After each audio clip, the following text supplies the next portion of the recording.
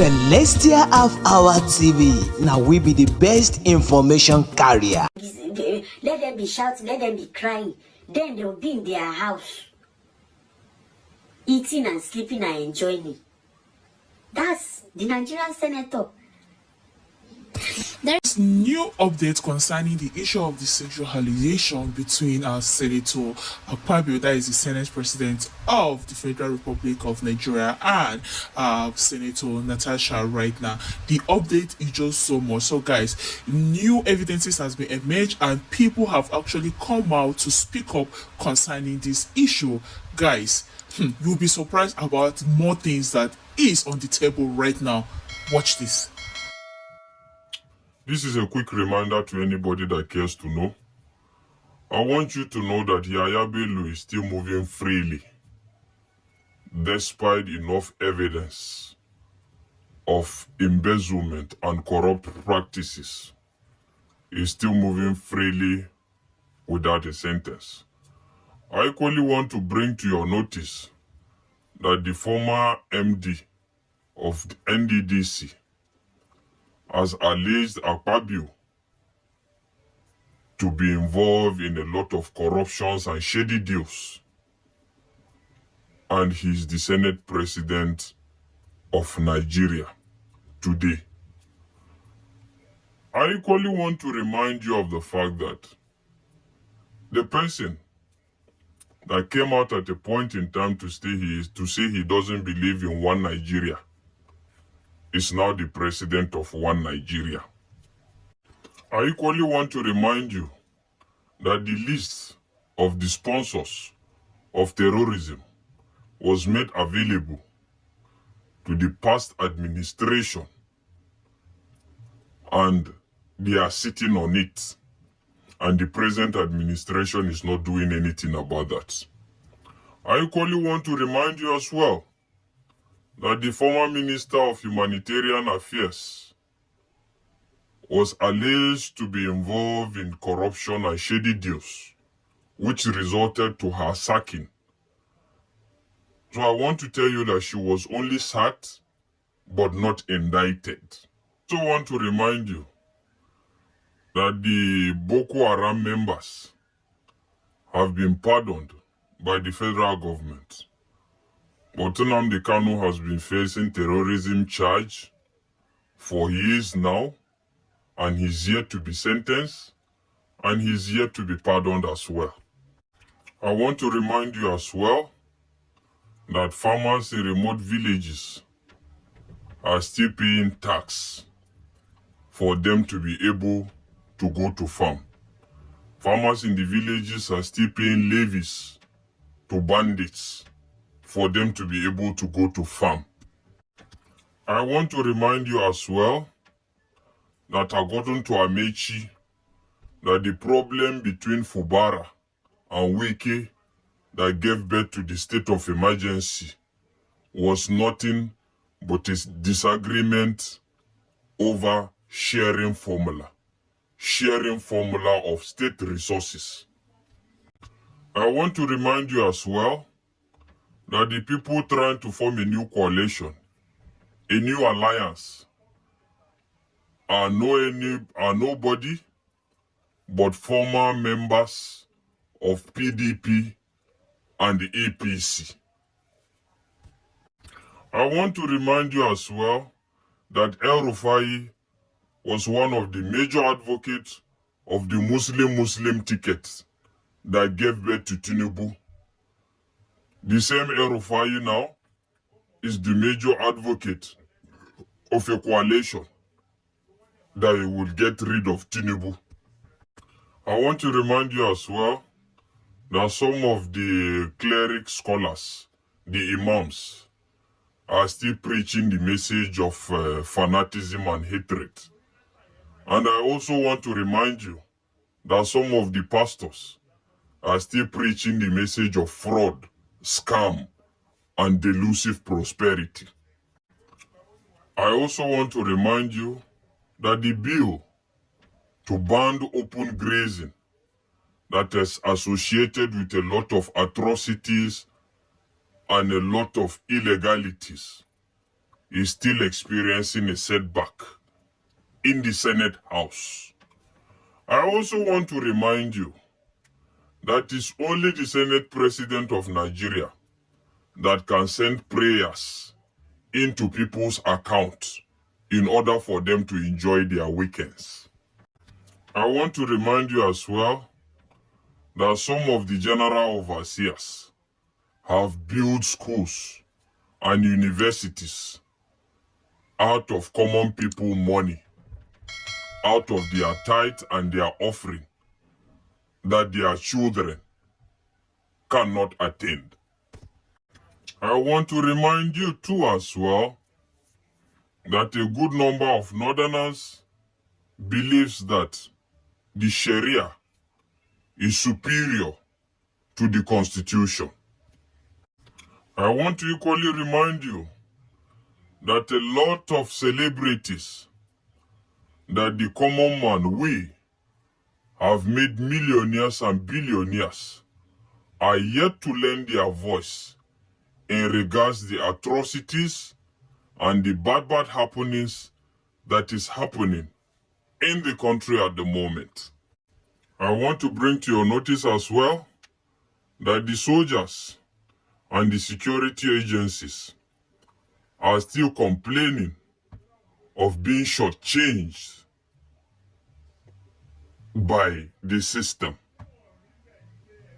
And nothing is yet to be done about that. I equally want to remind you that slots are still being given to politicians and political office holders in regards to recruitment and a lot of other things. I equally want to remind you as well that you have a voice in the midst of all this, only if you believe.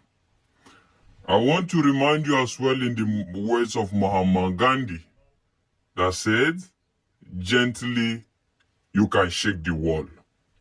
But I equally want to remind you that we Nigerians are very good at forgetting things and pursuing mirage. And I also want to bring to your notice as well that a lot will not share this, will not make this go round. I will still keep pursuing the mirage. Yesterday, Pastor Tunde Bakari exposed more about what is actually going on right now in the Senate. If you see the way he was mentioning Senator Natacha openly, he was even talking to Gospel Akpabio directly. You need to watch this video because the fire was just catching. It was just catching. The smoke was just catching everybody. Even the president himself was not left behind. That is President Bola Ahmed Tinubu. He mentioned their name openly, publicly. He said a lot. A lot of revelation was revealed. Watch this. Since the beginning of the year is a descent into tyranny and a brazen abuse of power. Those entrusted with power appear determined to destabilize what is left of our political institutions and have committed themselves to obliterating the guardrails of constitutional governance.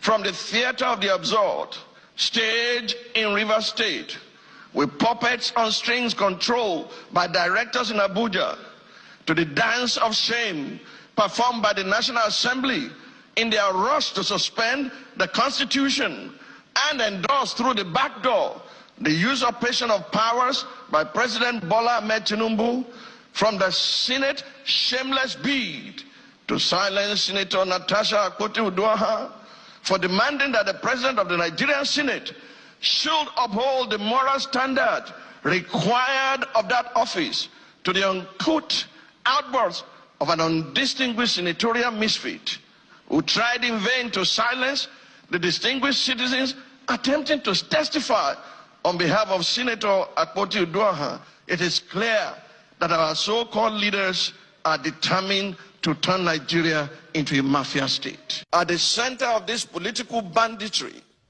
is the motor park brand of politics, nurtured by the old brigade politicians, and in recent times by President Bola Ahmed Tinubu.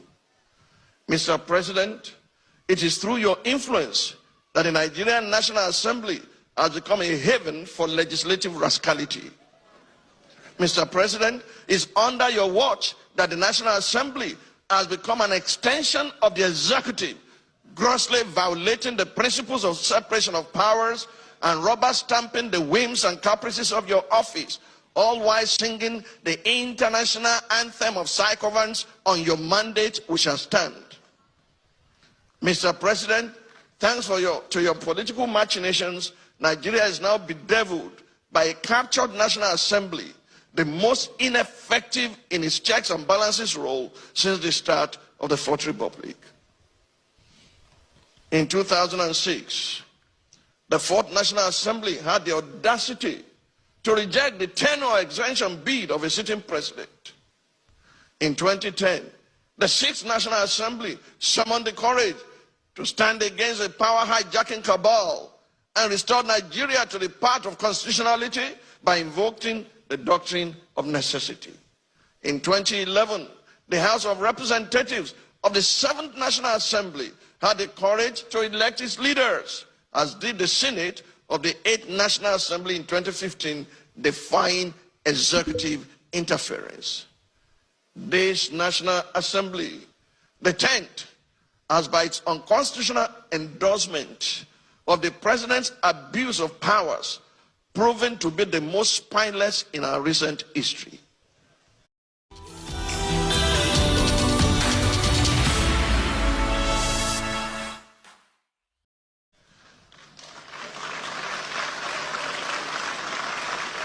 Through its actions and inactions, the National Assembly has in effect become the 48th member of the President's cabinet. While a cabinet minister by the name of Wike, is it Wike or Wike or Wakeep?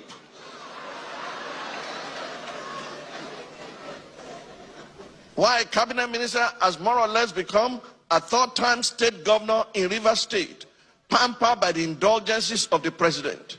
Recent events have made it clear to Nigerians that had this assembly been in place in 2006, when the third-term agenda was proposed, our democracy would have since morphed into one of Africa's lamentable tales of sit-tight dictatorship.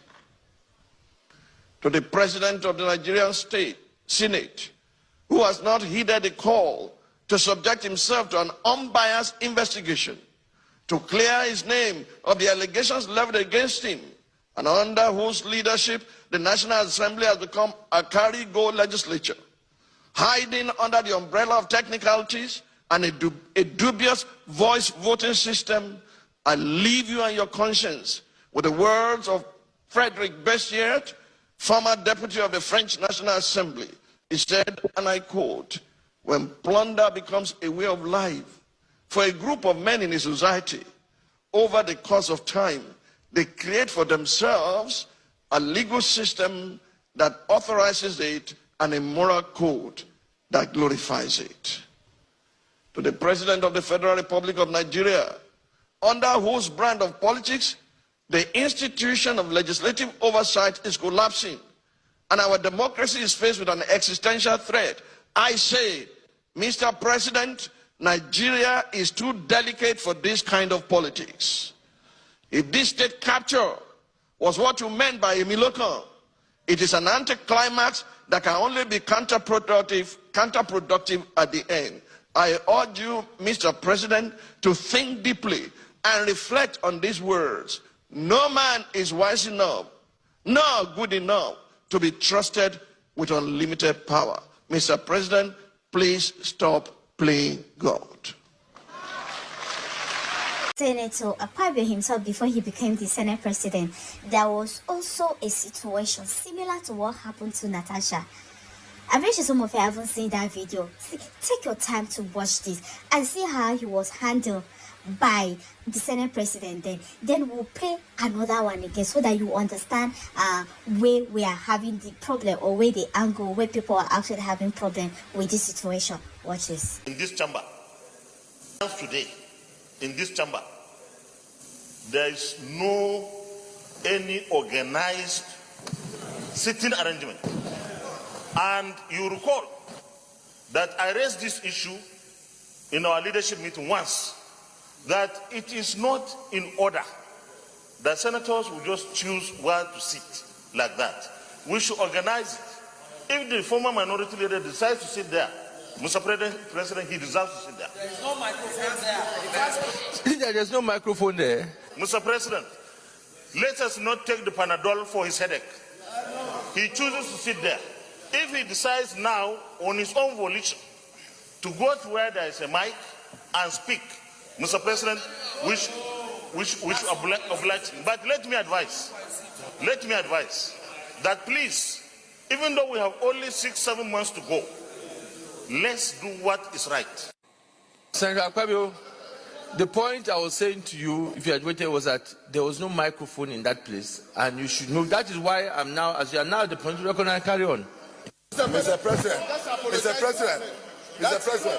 with due respect, all I expect from this Senate today is a letter of apology. It's an apology to me, not even by way of letter, even verbal apology. Yes. I represent a constituency. I know my contribution to Nigeria. If the clerk of the Senate has authorized that I should sit here, and I was so embarrassed here today, we cannot run the Senate on a partisan. Natacha Akpabio has told the Nigerian police that if anything happens to her, they should hold Senator Akpabio, Governor Ododo, and Yahaya Bello, that they are the ones who want to make life miserable for her. This happened after recent attacks around her, or threat to her life recently in her area of Benue of Kogi State. And she has cried foul play because, like she said, that they plan to assassinate her. Of course, they have come out to deny this. This is what I have to say. Natacha Akpabio, you are in your right to seek for your safety. You are in your right to protect yourself. Also seek for protection from the government. And yes, the country is in dire security issues today. So it's very possible that, yes, people can come after you. But you know, we still need sufficient evidence to prove direction is coming from. It doesn't matter who is responsible or not. You have a right to be protected. The people you think are after you may not even be the ones who are after you. Maybe somebody else. But all I'm saying is that Nigerian police, please take this matter serious. We have lost people in this country politically. We have had, convoy attacks here and there. We've lost politicians with power, assassinations here and there in this country. Don't take this for a joke or a play. It's good you investigate it deeply to know people who may be involved and make arrests immediately. We have people who are hiding behind banditry, who are hiding behind Fulani herdsmen to commit crime. They hide behind unknown gunmen to commit crime too. And this is an opportunity for them to also commit crime. Please protect this woman. This woman may not be supporting the ruling party, but she has a role to play in nation building. Nobody knows tomorrow. We need all our leaders intact. We've lost a lot of people, leaders in this country, who stuck their necks for our independence, who stuck their necks to make sure that Nigeria goes forward. Nigeria is crying today because we lost a lot of people who meant well for this country. Perhaps this woman may be a great leader of this Nigerian country. Let us not overlook that. So long as you have people who are in power today, does not mean that people who are not in power are not important. Please protect this woman. That's my call upon you now. We have noticed serious reluctance on the part of clerks of National Assembly to vacate office when the constitutional tenure has reached. Very serious. And we've also noticed lethargy on the part of the Commission to enforce the constitutional provision that anybody who has served for 35 years or has attained the age of 60 should vacate office. Sometimes you are afraid to enforce it. But that's what you should do. You should enforce it. And so you will see people coming to me to say, oh, so-so person extended his tenure by so-so number of months. There was even one that they said stayed almost a year, and they had to get police to lock the office. And then others are saying we must have an extension of 5 years. By all means, after all, they have extended for judges and professors of universities. I don't know if you understand what I'm saying. So that kind of derailed their vision and brought unnecessary politics into the system, because you now have the PASAN, Parliamentary Staff Association of Nigeria, being divided into two: those who support tenure elongation and those who do not support tenure elongation, and so they make them to fight. Yes. In fact, recently we got intelligence that some people are even going to go to what do they call it, the Berekete radio. Berekete radio. Yeah, there's no, Nigeria has not established human rights radio. If it's going to be established, it will be established by law or by the executive. Nothing like that. We have Federal Radio Corporation of Nigeria. We don't have human rights radio. Every media house has a right to propagate issues of human rights. So some said they want to take the leadership of National Assembly, the Speaker, the Senate President, to Berekete radio because they have not done A, B, C, D, E. So I believe that unnecessary politicization of the tenors of your staff are due to the action and inaction of the National Assembly Service Commission. Because if you were firm and applied the provisions of the Act to the letter, nobody would dare stay 1 hour longer.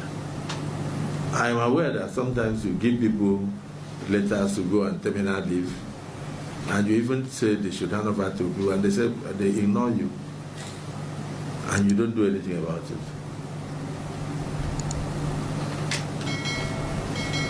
You continue as if it doesn't matter. It does matter, because when indiscipline is allowed to creep into the system, it means the system cannot function well.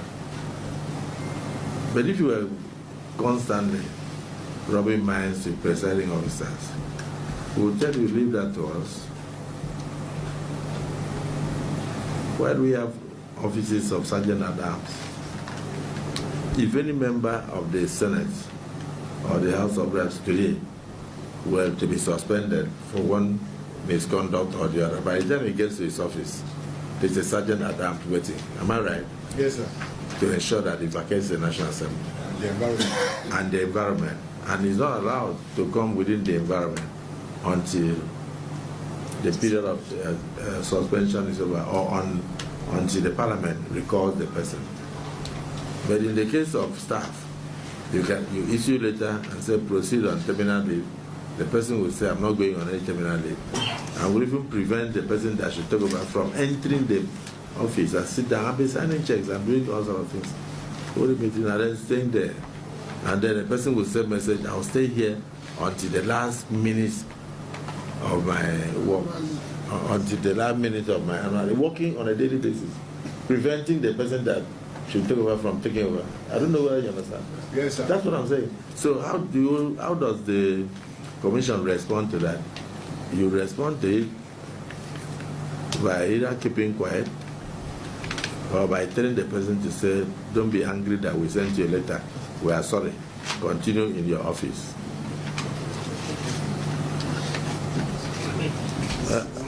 Chairman, it's true. You even apologize to the person and said, do we withdraw the letter, or do you want to hold the letter while you go to work? Are some of you aware of what I'm saying? Yes, sir. Own truth.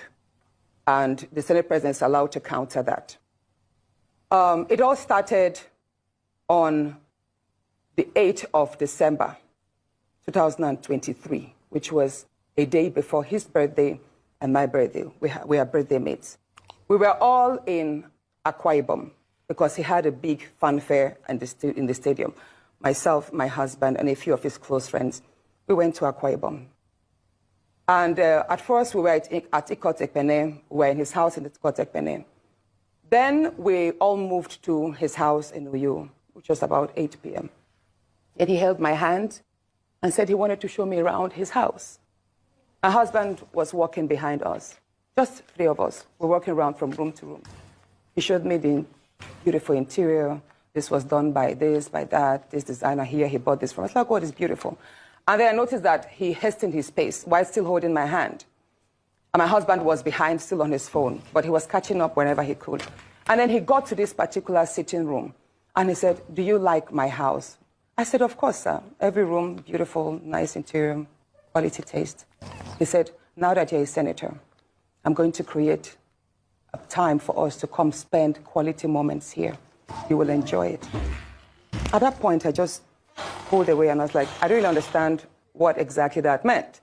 But then my husband now, when I turned around, I saw my husband was already near me, and the way my husband looked at me and looked at him, I was beginning to wonder, did he hear part of that inciting statements or not? And then the Senate president, too, I saw that he also had that thought, like, did my husband hear the invitation to treat or not?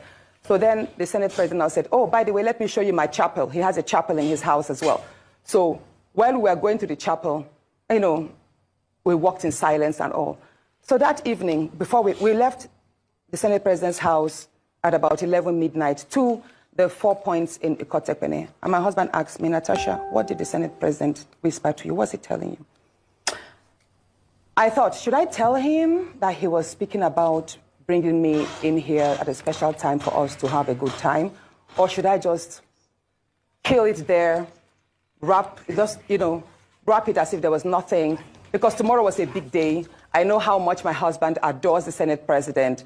He loves him as a brother. My husband would do anything to support him. So I told my husband, nothing. I can't remember what I created, but I just gave him some words to manage, to mask what was said.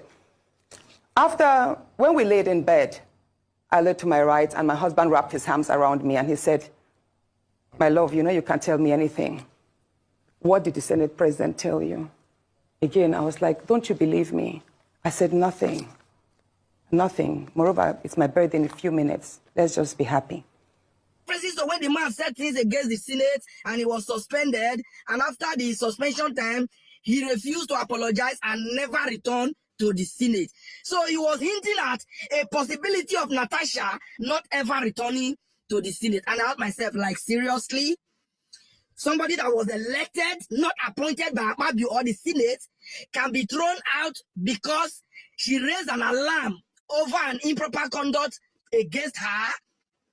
Nigeria, have we seen where we're putting ourselves? If we have voted these people genuinely to go there and represent us, do you think one man who came by the virtue of a very corrupt judicial system would dare to send our representative home like Akpabio is doing now? Everybody apart from some blind Akpabio supporters know where the facts in this matter lies. Senator Lawan standing to tell Akpabio to restore the Senate, Senator Natacha's security details, that she's still a senator, knows what he was saying. For goodness sake, that is the immediate past Senate president. Even though the Senator Lawan and the Senator Akpabio got back to the Senate by miracle, by the Supreme Court magic, but he stood up to say what ought to have been done, and Akpabio responded by Natacha may not return, which means even after the expiration of the 6 months suspension, if she failed to apologize, why do you want the person you've offended or allegedly, or the person that is accusing you of harassing her, why should she come and apologize to you? And if she failed to, I thought they said 6 months suspension. So meaning after the 6 months suspension, you can as well ask her not to come back. And trust me, because we do not decide who get to that place through the vote, the people might be helpless in this case. You can imagine what is going on in Nigeria. Now, Senator Saraki, a former Senate president that we know, who arguably, as we speak now, I can say is the best Senate president we've had in recent times. Now Nigeria missed him. He said, and I quote, and I'm displaying it now, it's on the news. He said, Saraki advises Akpabio to submit to open investigation. You see there? Somebody has accused you. If you are innocent, what is difficult? Submit yourself to open investigation, not you being a judge in your own case. And Nigerians didn't really see anything wrong with this. The only thing Odalu know is that when injustice like this are going on, and we all keep pretending to be hopeful of a better society, we better go back to our sleep and never wake up. Honestly, this is outright madness. How can you just suggest, well, okay, to even make it worse, the same judiciary that have ridiculed themselves by themselves, the lady Senator Natacha took this matter to court, and there's been a hearing has started. Akpabio was meant to be served on the court proceedings document. Do you know that Akpabio refused those things, telling the court that they have their limits? Now, this is supposed, if the court have their limit, under whose authority is the Senate? Natacha felt she's unjustly and wrongfully suspended. Where else was she supposed to go? Is it not the court? Which she went. But Akpabio and his gang and some powers in the high places want the lady Natacha to come and apologize. And we all know what it means when she finally apologized. That means she lied. So, I'm not getting this. Are we having a country or what? So the worst of it all, the citizens, majority of the citizens, dead brains, docile people that think through their nose, sentimental in all areas. If not, in a sane society, Akpabio, I will always keep saying, will not be the Senate president as we speak now, until the fact of this matter is revealed. It is two things. It is either an open investigation is carried out, and by the end of it, we will know if Natacha is lying or she's right. But nobody is even wanting to give that area. Nobody is looking into that direction. They don't even want the lady. They don't even want the lady to say anything further. Just go and apologize. So that at the end of the day, they can turn around to say she lied. If she didn't lie, why would she be apologized? And if I hear that the lady Natacha apologized tomorrow, you won't believe the things I'll be saying against her. Because that obviously means she lied. Then she will have no other choice than to keep apologizing to Nigerians. But until then, let us stop supporting nonsense. Senator Godswill Akpabio, submit yourself to open investigation and stop being vindictive. Stop being intimidative. Stop being power drunk. Insisting that Senator Natacha should not apologize to the Senate president. Yes, that's what Nigerians are still insisting. Because if she apologized right now, that it will look as if she's lying. So she should continue to stand her ground. And the Senate president, even up to now, he should open himself for an open investigation. But now, we are waiting. It's almost 2 months now that Senator Natacha has been suspended. What is next? That is the question. Even after everybody come out to say that this is injustice, but the Senate president still stand adamant, still stand on his judgment of suspending her for 6 months. Guys, don't forget to subscribe to this channel. Leave your comments what you think about everything that is going on, because this way you'll be getting all the updates about what is going on in Nigeria. Thank you all in my next one. Owe it to her 100%.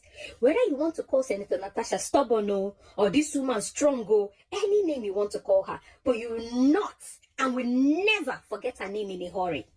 They blocked all the roads. They made sure nothing was going to hold. She played a sitting governor. She played sitting senators. Before they knew she was headed to Kogi State, she landed through the air. She flew in by air and landed. Now, before I tell you the 5 aspects that will become a bedrock of your daughter's growth, stop assuming that the only place your daughter needs to end up is in the kitchen. Times are evolving. If you're still a parent, a mother, a father, still thinking that all you owe your daughter is the kitchen, then you're in for a big joke.